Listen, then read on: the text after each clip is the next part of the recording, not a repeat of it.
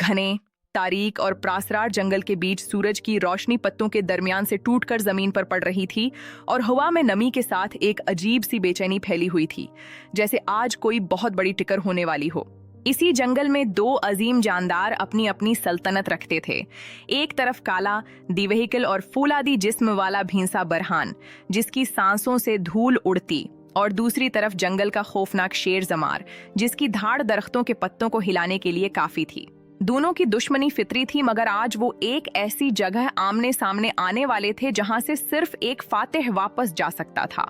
बरहान अपने झुंड से कुछ दूर दलदल किनारे पानी पी रहा था कि अचानक हवा रक गई। परिंदों ने चीख कर खामोशी अख्तियार कर ली और झाड़ियों में एक साया हरकत करने लगा। जमार, वो आहिस्ता आहिस्ता घास में छिपा। आंखों में भूख और फतह दोनों चमक रही थीं।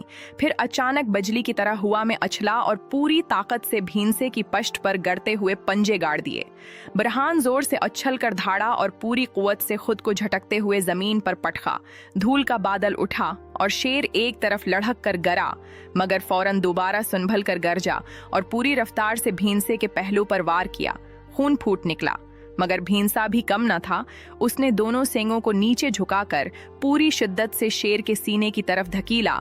तसादुम की आवाज बिजली की गर्ज जैसी थी। जमार चंद कदम पीछे हटा, मगर उसकी आंखों में शिकस्त का खौफ नहीं बल्कि और भी शदीद गुस्सा था। वो नीचे झुककर फिर लंबी छलांग के साथ बरहान की गर्दन पकड़ने गया, मगर भैंसा पूरी ताकत से मुड़ा तो सींगों की धार ने शेर को हवा में उछाल दिया, जैसे पहाड़ ने बादल को फेंक दिया हो। अब दोनों हानिप रहे थे, मगर दोनों हार मानने वाले नहीं थे। शेर जख्मी जिस्म के बावजूद आखिरी हमले के लिए लपका। बरहान ने भी पूरी कुव्वत जमा की। जमीन थराई, दरख्तों की शाखें झुक गईं और दोनों पहाड़ों की तरह टिकराए। इस बार बरहान का सेंग सीधा जमार की पसली के नीचे घुस गया।